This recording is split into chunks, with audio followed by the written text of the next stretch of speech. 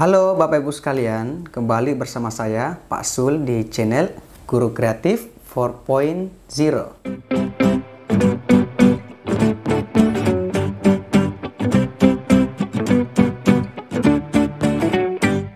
Baik Bapak Ibu sekalian, bismillahirrahmanirrahim.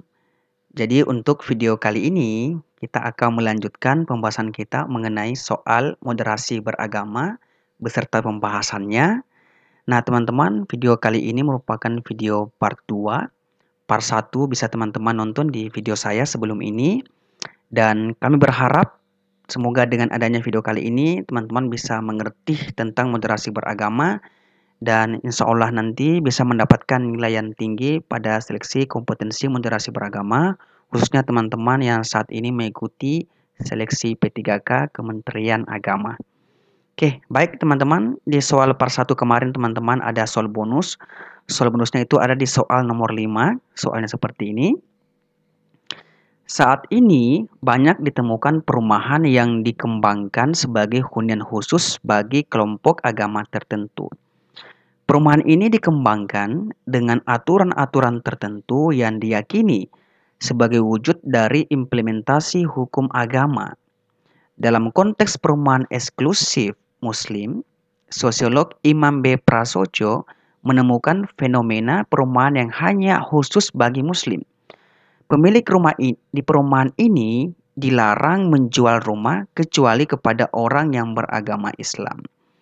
Di perumahan ini juga ada beberapa peraturan, diantaranya tak ada musik, sholat harus berjamaah, mengaji harus di masjid perumahan, perempuan tidak boleh keluar malam, dan sebagainya. Nah, terkait narasi di atas, berikut yang termasuk sikap ekstremisme.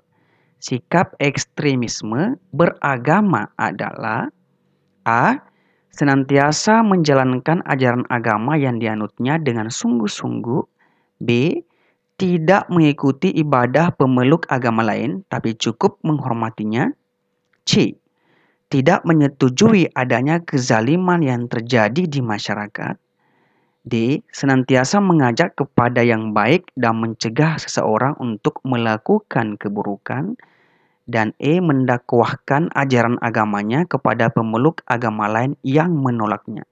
Nah teman-teman, untuk soal seperti ini teman-teman harus tahu dulu tentang seperti apa sih contoh bersifat ekstrim dalam hal beragama. Bersifat ekstrim merupakan bersifat berlebihan terhadap sesuatu. Ingat teman-teman, ekstrim ini bersikap berlebihan terhadap sesuatu. Nah, sikap ini dianggap buruk bahkan terhadap sesuatu yang dianggap baik pun. Nah, jika itu dilakukan berlebih-lebihan, implikasinya bisa menjadi buruk. Contohnya adalah sifat dermawan. Sebenarnya sifat ini sudah pasti baik karena ia berada di antara sifat boros dan sifat kikir. Tapi, jika seseorang melakukan kedermawanannya secara berlebih-lebihan, ia bisa terjatuh dalam keborosan. Nah, kalau sudah begitu, bahkan kebaikan pun bisa menjadi buruk. Nah, inti dari ekstrem teman-teman, atau kata kunci dari moderasi artinya tidak berlebih-lebihan, apalagi dalam masalah beragama. Jadi apa ya teman-teman? Jadi kata kunci dari moderasi beragama adalah tidak berlebih-lebihan. Sedangkan bersifat ekstrim adalah berlebih-lebihan terhadap sesuatu. Nah, contoh tadi teman-teman di soal ini, contoh sikap ekstremisme atau sikap yang berlebih-lebihan dalam hal beragama adalah A. Senantiasa menjalankan ajaran agama yang dianutnya dengan sungguh-sungguh. Nah, ini bukan termasuk sifat ekstremisme. B. Tidak mengikuti ibadah pemeluk agama lain tapi cukup menghormatinya. Nah, ini juga bukan termasuk ekstremisme, tapi ini termasuk sikap moderasi beragama. C. Tidak menyetujui adanya kezaliman yang terjadi di masyarakat. Nah, ini juga teman-teman termasuk moderasi beragama, jadi bukan termasuk ekstremisme. D. Senantiasa mengajak kepada yang baik dan mencegah seseorang untuk melakukan keburukan. Dan ini juga termasuk sikap moderasi beragama. Berarti bukan sikap ekstremisme beragama. E. Mendakwahkan ajaran agamanya kepada pemeluk agama lain yang menolaknya. Nah, inilah yang termasuk sifat ekstremisme. Kita terlalu berlebih-lebihan dan kita Contohnya adalah kita mendakwakan ajaran agama kita kepada pemeluk agama lain yang jelas-jelas sudah menolak ajaran agama kita. Jadi yang contoh yang paling di bawah ini yang termasuk sikap ekstremisme atau sikap berlebih-lebihan adalah mendakwahkan ajaran agama kepada pemeluk agama lain yang menolaknya. Jelas ya teman-teman? Jadi kebalikan dari moderasi beragama itu adalah ekstremisme. Jika tadi teman-teman moderasi beragama adalah sikap tidak berlebih-lebihan terhadap sesuatu, maka ekstremisme adalah sikap yang berlebih-lebih, ya kan? Jadi kebalikan dari moderasi beragama adalah sikap ekstremisme atau radikalisme atau kekerasan. Jelas ya teman-teman untuk soal ini. Next kita ke soal nomor 6 teman-teman. Namun sebelumnya saya mengingatkan kembali, kami masih membuka kelas premium dan simulasi tes P3K tahun 2023. Dan jika teman-teman berminat, teman-teman bisa menghubungi kami melalui WhatsApp. Ini nomor WhatsApp kami. Jika teman-teman punya Instagram, teman-teman bisa DM kami di Instagram. Nama Instagram kami @sulnana. Dan semua link ini kami akan sertakan di kolom deskripsi untuk memudahkan teman-teman menghubungi kami. Next, kita ke soal nomor 6. Moderasi beragama bukanlah upaya memoderasikan pemahaman dan pengalaman kita dalam beragama. Ada 4 indikator dalam moderasi beragama yang akan menggambarkan bahwa seseorang itu moderat dalam beragama. Kecuali teman-teman ya. A. Komitmen kebangsaan. B. Humanisme. C. Toleransi. D. Anti kekerasan. Dan E. Akomodatif atau adaptif terhadap budaya lokal. Nah teman-teman, untuk menjawab soal seperti ini teman-teman harus tahu dulu indikator moderasi beragama. Jadi teman-teman secara umum teman-teman ada 4 indikator moderasi beragama. Yang pertama itu adalah komitmen kebangsaan. Apa sih yang dimaksud dengan komitmen kebangsaan? Komitmen kebangsaan merupakan indikator yang sangat penting untuk melihat sejauh mana cara pandang, sikap, dan praktik beragama seseorang berdampak pada kesetiaan kita terhadap konsensus dasar kebangsaan, terutama terkait dengan penerimaan Pancasila sebagai ideologi negara, sikapnya terhadap tantangan ideologi yang berlawanan dengan Pancasila, nasionalisme, serta penerimaan kita terhadap prinsip-prinsip berbangsa yang tertuang dalam Konstitusi Undang-Undang Dasar 1945. Nah, teman-teman, intinya adalah komitmen kebangsaan adalah kesetiaan kita terhadap konsensus dasar kebangsaan, penerimaan kita terhadap Pancasila, dan Undang-Undang Dasar 1945. Itu inti dari komitmen kebangsaan. Yang kedua, indikator yang kedua adalah toleransi. Toleransi merupakan sikap untuk memberi ruang dan tidak mengganggu hak orang lain untuk berkeyakinan, mengekspresikan keyakinannya dan menyampaikan pendapat meskipun hal tersebut berbeda dengan apa yang kita yakini. Nah, teman-teman, dengan demikian toleransi mengacu pada sikap terbuka, lapang dada, sukarela, dan lembut dalam menerima perbedaan. Toleransi selalu disertai dengan sikap hormat, menerima orang yang berbeda sebagai bagian dari diri kita, dan bersikap berpikir positif. Itu yang disebut dengan toleransi. Jelas ya? Next, indikator yang ketiga adalah anti kekerasan.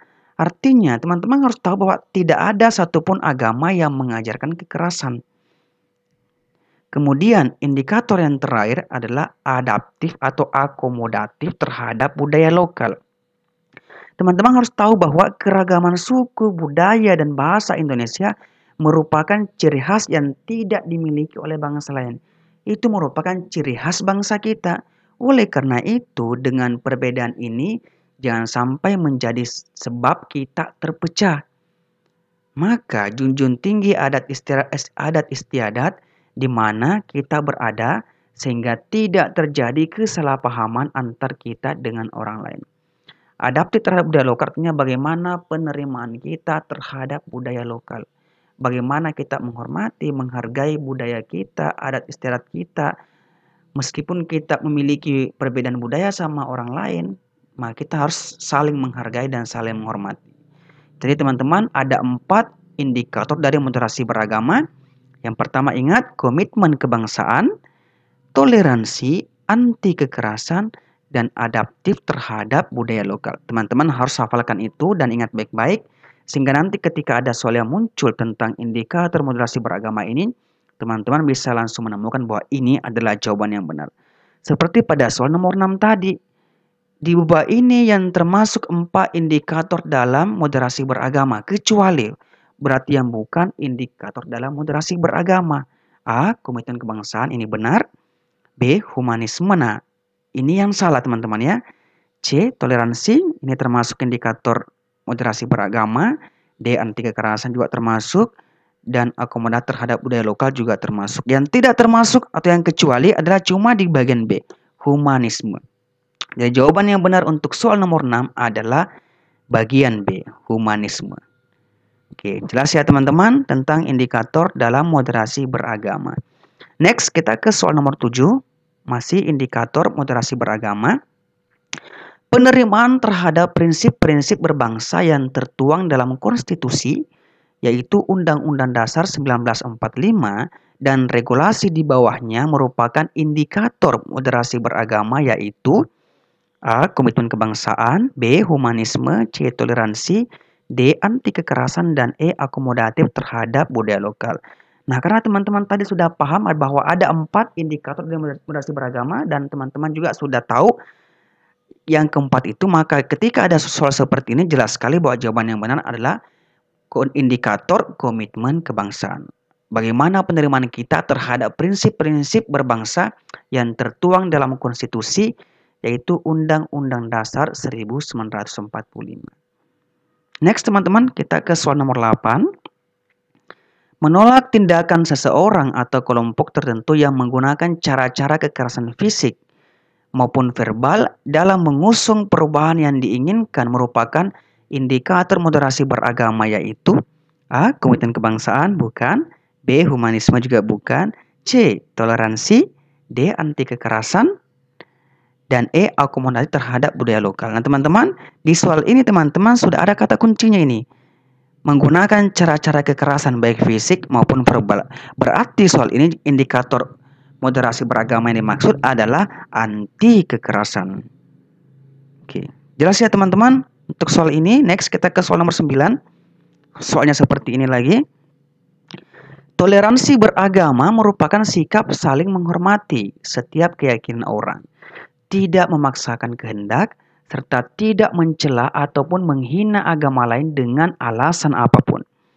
Orang yang toleran juga tidak mengganggu aktivitas agama orang lain, tidak merusak tempat ibadah, dan tidak mengganggu keyakinan orang beragama.